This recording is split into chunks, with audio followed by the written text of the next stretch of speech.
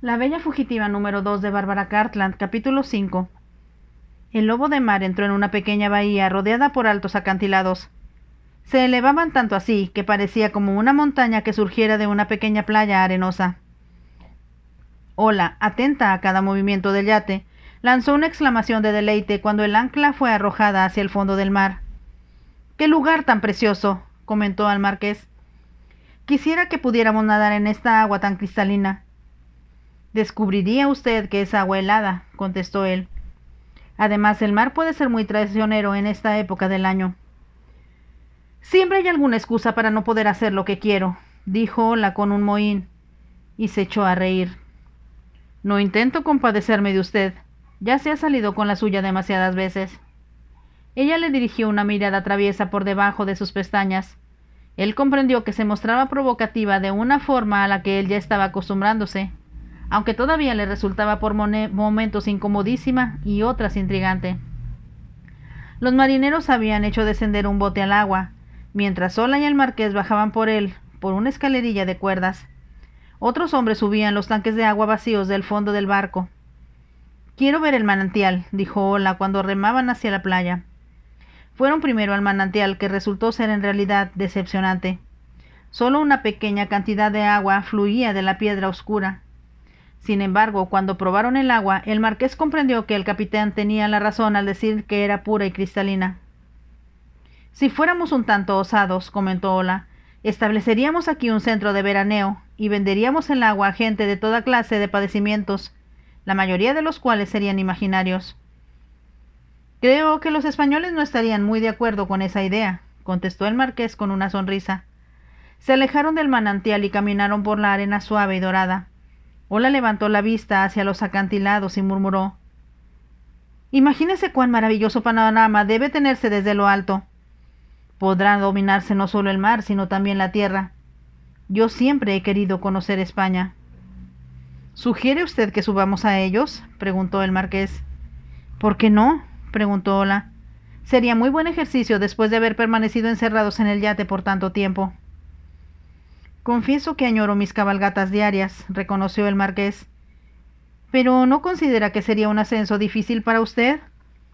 Ola no contestó por un momento. Estaba mirando pequeños senderos que subían por un lado del acantilado y que ella pensó que debían haber sido hechos por cabras montaraces. Entonces, con una sonrisa, exclamó: «Ese es un desafío. Y como yo siempre acepto cuantos me hacen, estoy dispuesta a apostar una carrera con usted hasta la cumbre». «No diga tonterías. Eso sería demasiado para usted.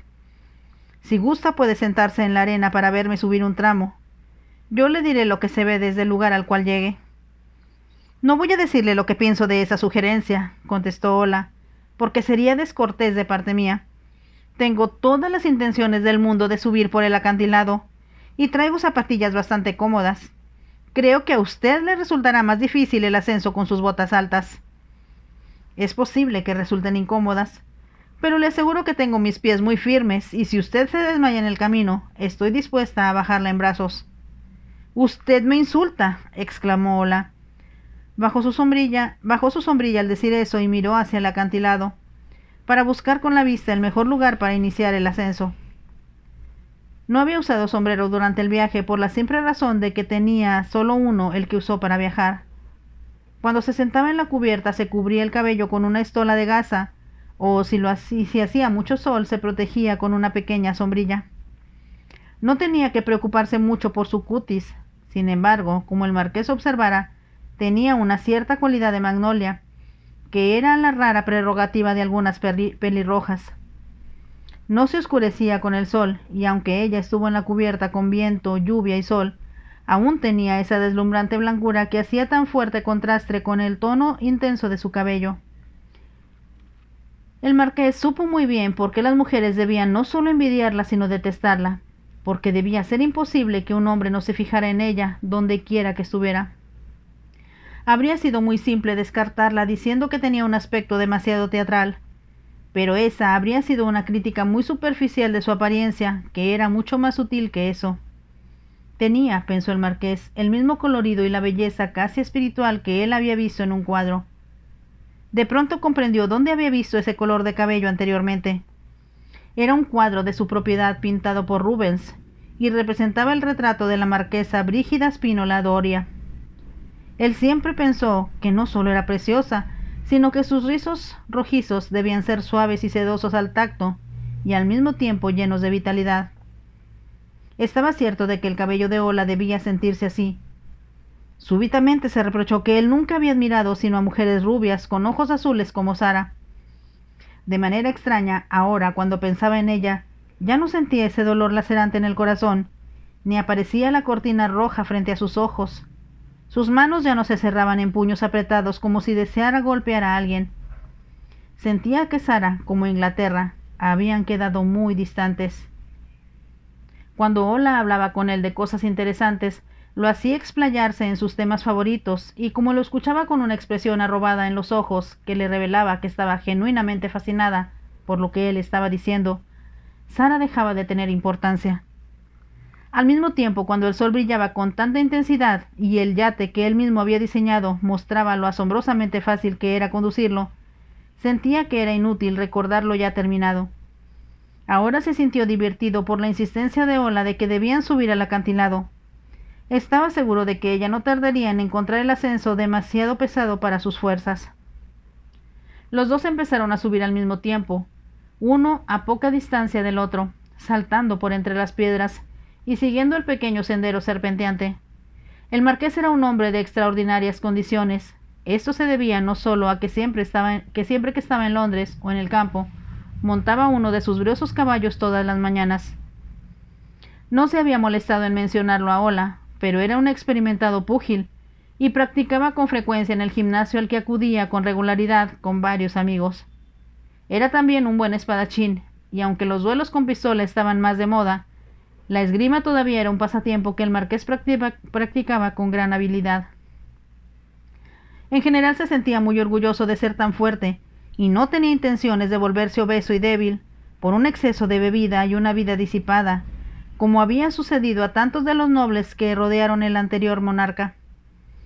El actual rey había cambiado hasta el estilo de comer, y eliminó esos largos banquetes, con un número interminable de platillos que pusiera de moda Jorge IV. Había ahorrado 14.000 libras el año despidiendo a la banda alemana de su hermano y constituyéndola con una banda británica, un sustituto patriótico, aunque con menor habilidad artística. Había despedido también al escuadrón de cocineros franceses que seguían al monarca anterior de una residencia a la otra. Esta era una economía que era deplorada por muchos de los comensales de la mesa real. «Lo encuentro detestable y deprimente», comentó un estadista al marqués, mientras que Lord Dudley, quien era célebre por gruñir a pleno pulmón y causaba momentos embarazosos al hacerlo, exclamó: «¡Qué cambio, señores, qué cambio! Patés fríos y champaña caliente». Pero aunque los compañeros habituales del rey sufrían, el público se sentía feliz de que Guillermo IV hubiera renunciado a todos los lujos, despilfarros y extravagancias característicos de la forma de vida de su hermano. Vitorearon al enterarse de que los yates reales habían sido reducidos de 5 a 2. Las caballerizas eran ahora de la mitad de su tamaño, y que un centenar de aves exóticas y animales salvajes que fueran la delicia de Jorge IV fueron entregados a la sociedad zoológica. El rey era aclamado por doquier, y en realidad había muy pocas personas que no admitieran que era un cambio necesario desde hacía mucho tiempo atrás. Mientras el marqués ascendía con paso firme por la orilla del acantilado, se dijo que por el momento era un alivio estar lejos de Londres, libre de todas las quejas y las críticas que de manera inevitable surgían entre quienes que encontraban al rey muy diferente, en todos sentidos, del anterior monarca. Por una parte, el marqués, en extremo diplomático, cuando estaba en misión oficial, consideraba peligrosas las indiscreciones cometidas por el rey Guillermo. Se sobresaltó junto con los ministros cuando Guillermo se había referido al rey de Francia como un pillo infame. El duque de Wellington había dirigido al rey una rígida reprimenda que lo mantuvo callado por algunas semanas, pero era incontrolable por mucho tiempo. En otra ocasión, en que estaba enfadado por la forma en que los franceses estaban manejando la situación, inició un banquete militar en el castillo de Windsor, expresando las esperanzas de que si sus invitados tenían que desenvainar las espadas, lo hicieran contra los franceses, enemigos naturales de Inglaterra. Merezco unas vacaciones, se dijo el marqués. Recordó cómo había sido tarea suya calmar los sentimientos ofendidos del embajador de Francia. De pronto se dio cuenta de que estaba tan hundido en sus pensamientos que no se percató de que Ola lo había rebasado. Se dijo que no tardaría mucho en cansarse. Al mismo tiempo, apresuró un poco el paso para darle alcanzo. Tenga cuidado, le advirtió. Si resbala, rodará varios metros y sin duda terminará con la cabeza y una pierna rotas. Ella sonrió un poco. Deje de estar gruñendo, dijo. Tengo los pies tan seguros como un antílope. Por cierto, ese es un animal que me gustaría ver. Se encuentran más tierra adentro, contestó el marqués. ¿Usted conoce España? He estado en Madrid y en Sevilla. Qué afortunado es usted. Yo estaba pensando mientras subía que si hubiera sido hombre, habría sido explorador. ¿Qué objeto tiene permanecer estático cuando uno puede viajar por todo el mundo, descubriendo lugares fascinantes donde el hombre blanco no ha estado jamás? Esa no sería una vida apropiada para una mujer, comentó el marqués con disgusto. Ella lo miró, avanzó hacia la cumbre del acantilado con pasos tan presurosos que él tuvo que hacer un gran esfuerzo para darle alcance. De pronto, apareció ante su vista una roca plana y cuando llegaron a ella casi al mismo tiempo, Ola lanzó una pequeña exclamación. ¡Mire, cavernas! ¡Qué emocionante! El marqués dio un paso hacia la piedra plana y sintió que su respiración era agitada a causa del ejercicio y que el ascenso había estimulado todos y cada uno de sus músculos. Le asombró ver que en Ola el único signo exterior del esfuerzo que había realizado eran las manchas de musgo y líquenes que había en su vestido, y se produjeron al roce de éste con las piedras. La joven miraba con ojos muy abiertos las cuevas que aparecían detrás de ellos como grandes aberturas oscuras. Enseguida se volvió para mirar hacia el mar. Abajo podían ver el yate anclado y los hombres que llevaban un barril de agua que habían llenado en el manantial hacia el barco. Más allá de ellos se extendía un hermoso panorama de un brillante mar azul que, bajo los rayos del sol, parecía perderse hasta esa distancia indefinible donde el horizonte se encontraba con el cielo. Es precioso, definitivamente precioso, suspiró Ola. Estoy de acuerdo con usted, empezó a decir el marqués.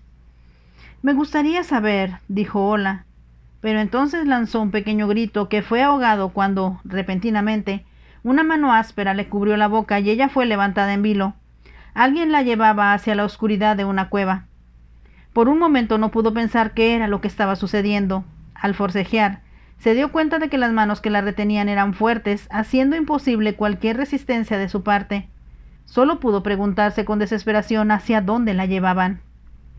No tuvo que esperar demasiado para obtener respuesta, puesto que el pasaje oscuro y en declive por el que iba siendo conducida, se abrió de pronto hacia lo que era una gran caverna, iluminada por antorchas, y con una buena fogata de leña ardiendo en uno de sus extremos. Fue depositada en el suelo, pero no pudo hablar porque la mano seguía cubriéndole la boca. Podía ver, sin embargo, en el centro de la cueva, un hombre con la imagen popular de un bandido, y resultaba difícil creer que fuera real.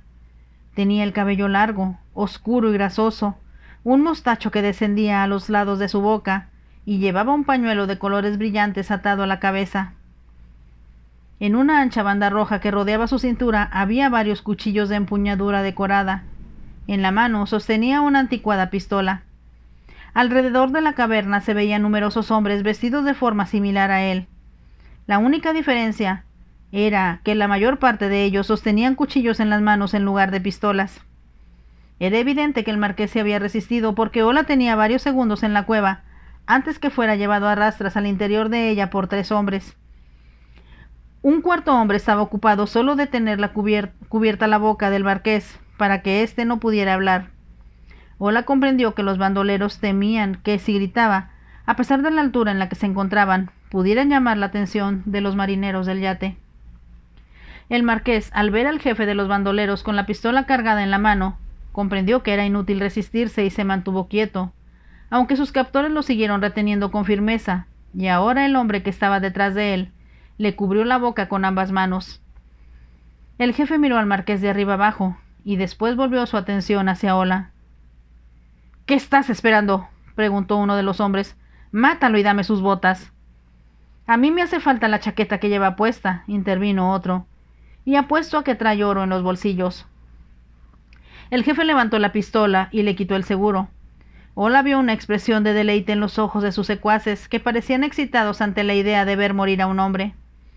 Ella no podía dar crédito a lo que estaba sucediendo, pero el jefe de los bandoleros estaba ya apuntando y ella comprendió que iba a matar al marqués, quien estaba indefenso. Con desesperación, mordió con fuerza la mano que le cubría la boca y tomó por sorpresa a su captor. Este había estado demasiado ocupado viendo lo que iba a hacer el jefe como para ocuparse de ella. Cuando él retiró la mano, ella empezó a decir en español, porque los hombres habían estado hablando en ese idioma: «No, no, señor, espere un momento, escúcheme». Su voz retumbó potente en la caverna, y el jefe de los bandoleros la miró sorprendido. «Tiene que escuchar lo que voy a decirle», continuó Ola, «porque si usted mata a este hombre noble sin escucharme primero, cometerá un grave error y perderá mucho dinero». Habló con lentitud, aunque tenía que hacer un esfuerzo para no dirigirse a gritos a aquellos infames malhechores. Sin embargo, se había dado cuenta, al oírlos, que su español no era del castellano puro que aprendiera en la escuela, y que tal vez les costara trabajo entenderla. Pensó, y no se equivocó al hacerlo, que el jefe de los bandoleros era un hombre de mejores modales que sus seguidores. «Ah, ya veo que habla usted nuestro idioma, señora. ¿Qué es de usted este hombre? ¿Su esposo?» «Eso no importa», contestó Ola. «Lo que deben ustedes saber es que es muy rico. Sin duda, no les interesan tanto sus botas ni su chaqueta como el oro que trae a bordo de su barco y que los haría ricos para el resto de sus vidas». El jefe y el resto de los bandoleros la estaban escuchando, como si los tuviera hipnotizados. De pronto el jefe se echó a reír. «Pinta usted un cuadro muy bonito, señora», comentó. «¿Y cómo sugiere que recojamos ese oro? ¿Debemos pedírselo a los marineros?» «Ellos estarían dispuestos a dárselo a cambio de la vida de su amo». «Lo más probable es que nos dieran de balazo, señora», contestó el bandido. «No, su idea es muy poco práctica. He visto barcos anclar aquí, pero es la primera vez que alguien que viaja en ellos es lo bastante osado como para invadir mi propiedad». «En ese caso le pedimos disculpas, señor», expresó Ola, «y le aseguro que si este caballero les da su palabra de honor, les recompensará de forma generosa por permitirnos regresar a salvo». Mientras ella hablaba, el malhechor la miraba con escepticismo. Ola se apresuró a añadir: «Sin duda alguna, yo no tengo que explicar a un español que un noble jamás faltaría a su palabra, como ustedes no faltarían a la suya».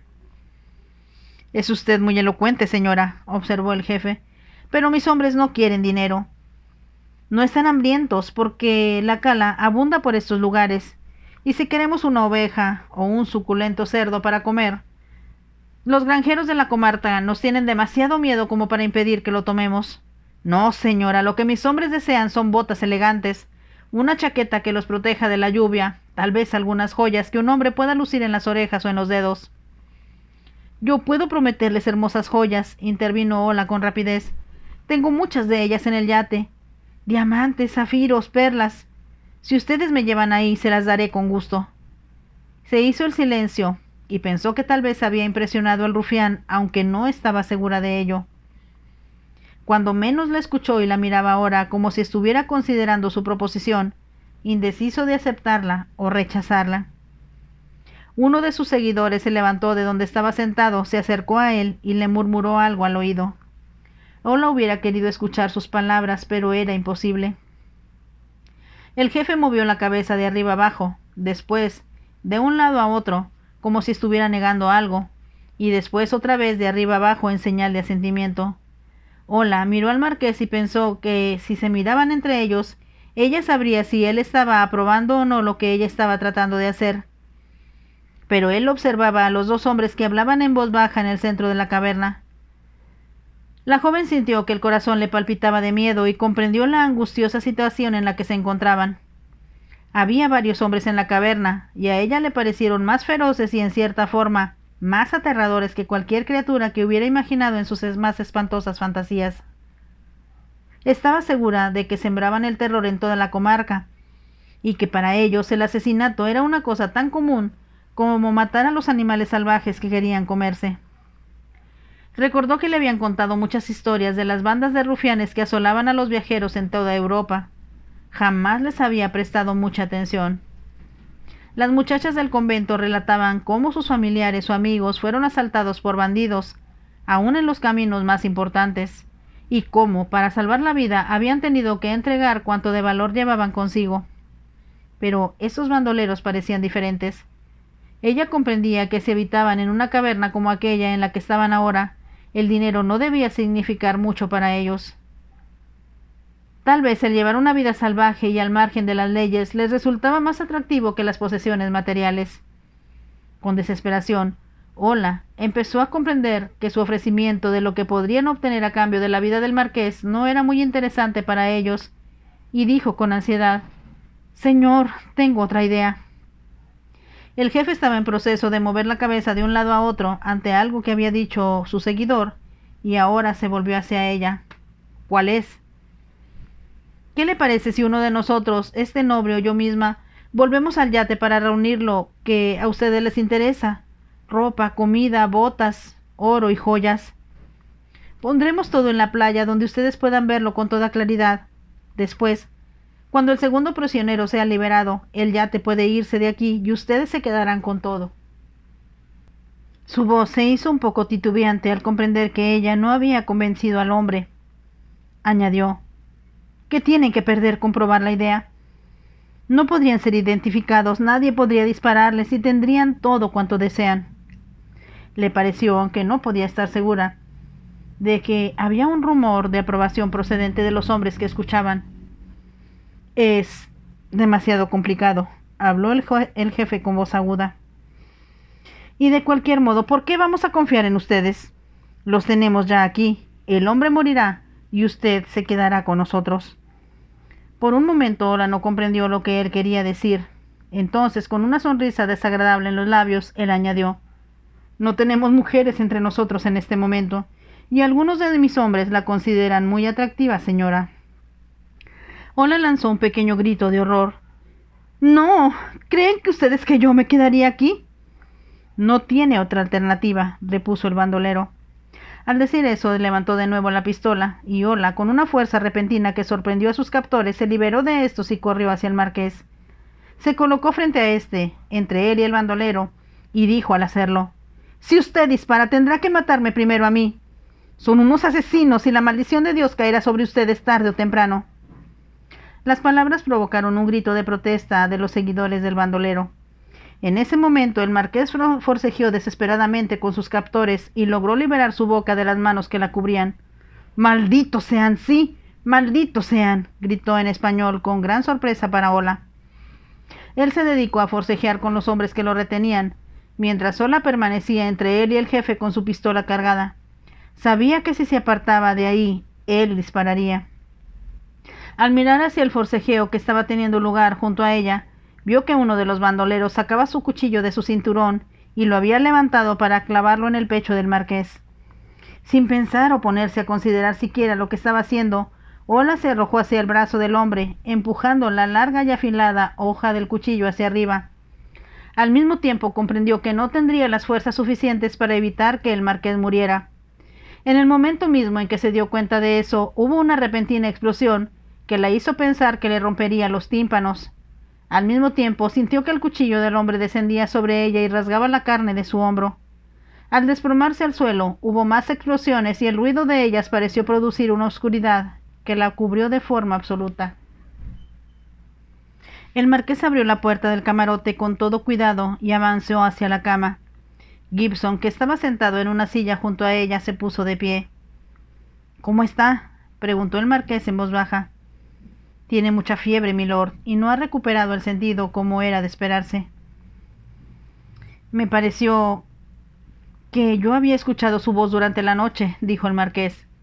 «Estuvo delirando, milord, palabras incoherentes». «Yo me quedaré con ella ahora. Vete a descansar, y es una orden». «Gracias, milord, pero me siento bien. Estoy acostumbrado a dormir poco». «Tú cuidarás a la señorita Milford nuevamente esta noche, a menos que me permitas hacerlo a mí». «Sí, yo me quedaré con ella, milord, como habíamos arreglado. Si se queda ahora usted, haré lo que me dice y me iré a cerrar los ojos un rato.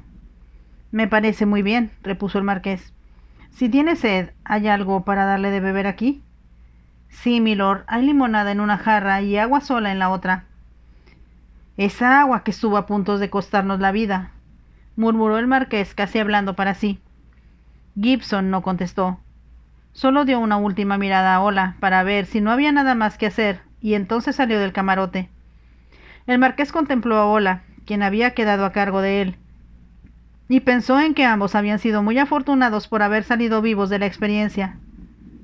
Él había estado seguro, en varios momentos, de que no había esperanza para ninguno de los dos. Comprendía ahora que se debió al valeroso esfuerzo de la joven por tratar de salvarle la vida, lo que permitió a los marineros subir por el acantilado y presentarse en la cueva en el momento oportuno para balacer al jefe de los bandoleros y a 6 de sus hombres, antes que el resto de la pandilla lograra escapar. Yo me culpo de lo sucedido, milord, había dicho el capitán cuando el marqués llegó sano y salvo al yate, y habían logrado bajar a Ola, con extrema dificultad, porque estaba inconsciente de la roca plana situada ante las cavernas. De hecho, necesitaron bajarla con cuerdas, y el marqués temía que cualquier movimiento brusco hiciera sangrar su hombro herido más de lo que estaba sangrando ya, y que ella muriera por pérdida excesiva de sangre. ¿Por qué se culpa usted?, preguntó el marqués. Nunca se me ocurrió que su señoría y la señorita subirían por el acantilado.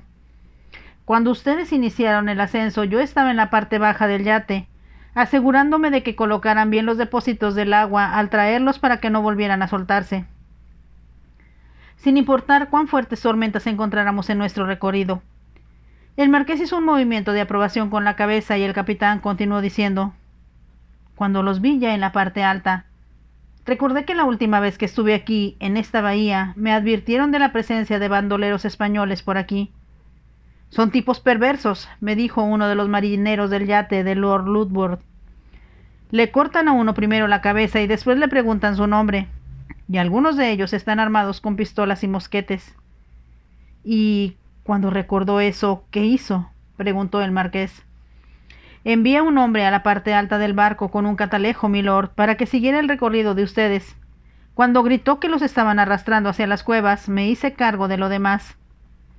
Fue un acto de la providencia que usted actuara con tal prontitud. Eso nos salvó la vida. Nunca me hubiera perdonado si no llegamos a tiempo, afirmó el capitán. He estado cerca de la muerte muchas veces en mi vida, continuó el marqués, pero esta vez fue tan cerca así que no quisiera volver a encontrarme nunca en una situación similar.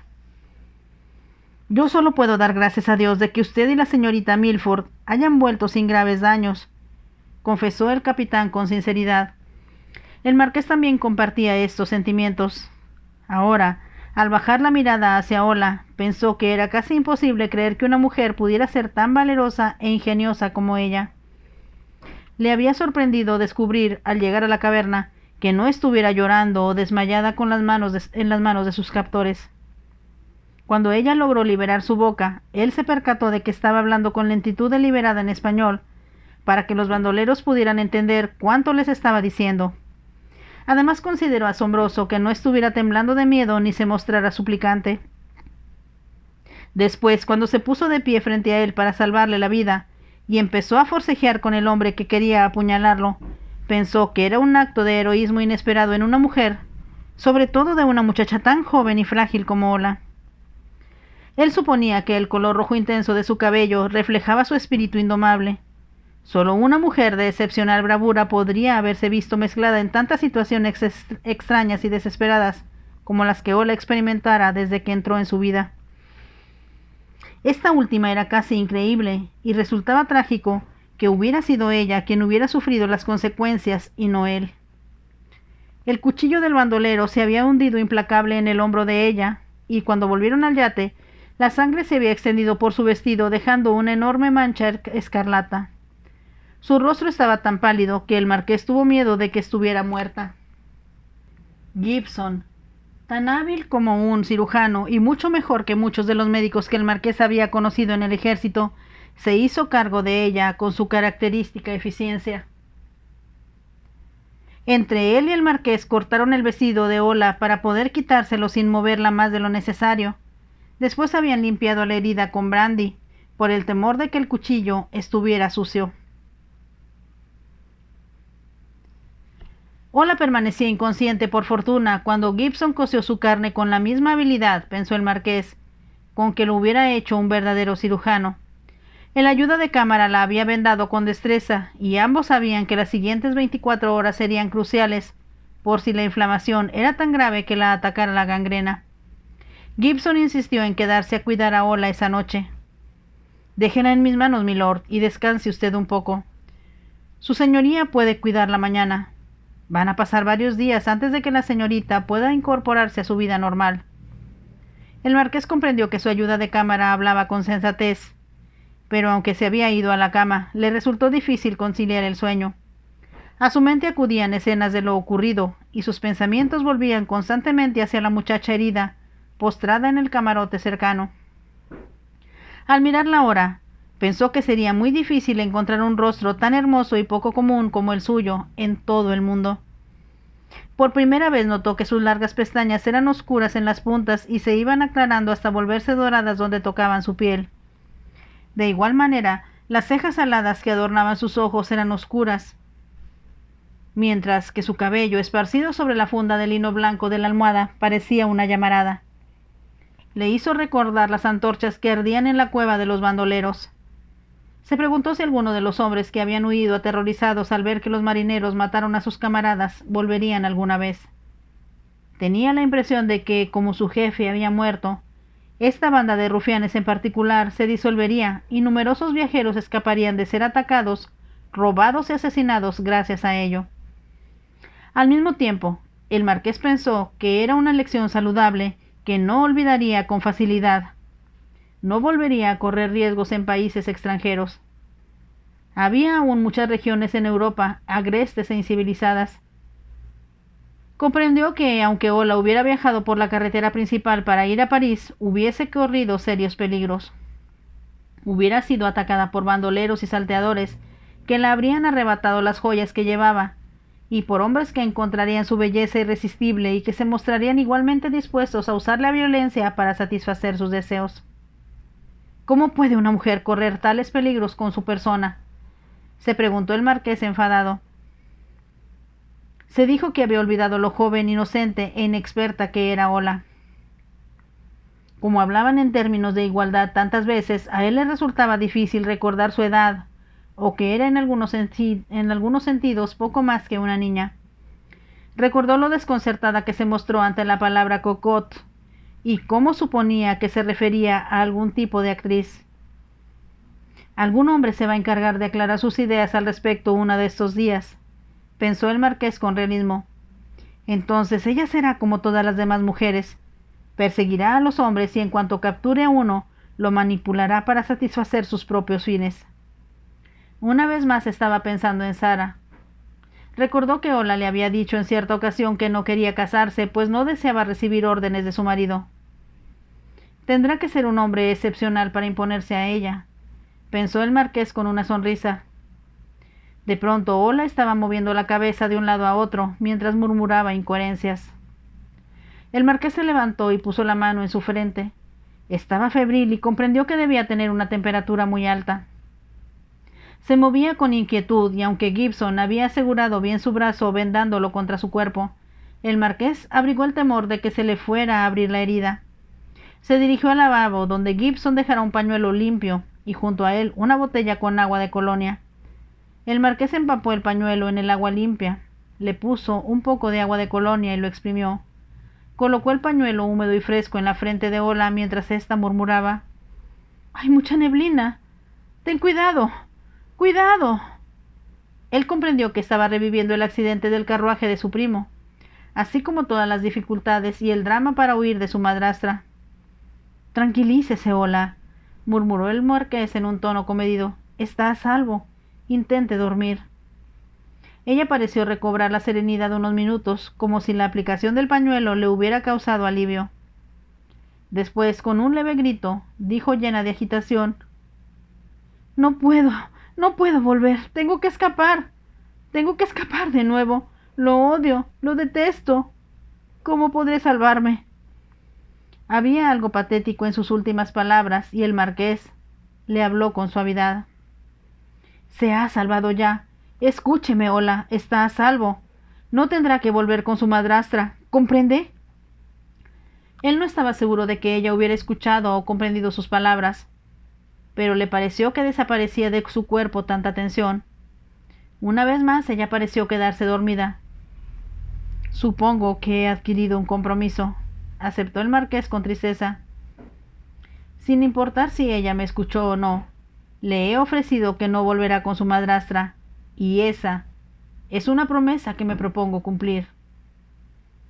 Hasta aquí llega el capítulo 5 de la novela La Bella Fugitiva número 2 de Bárbara Cartland. Si les gustó, déjenme un like y nos vemos en el siguiente capítulo. Hasta pronto, bye.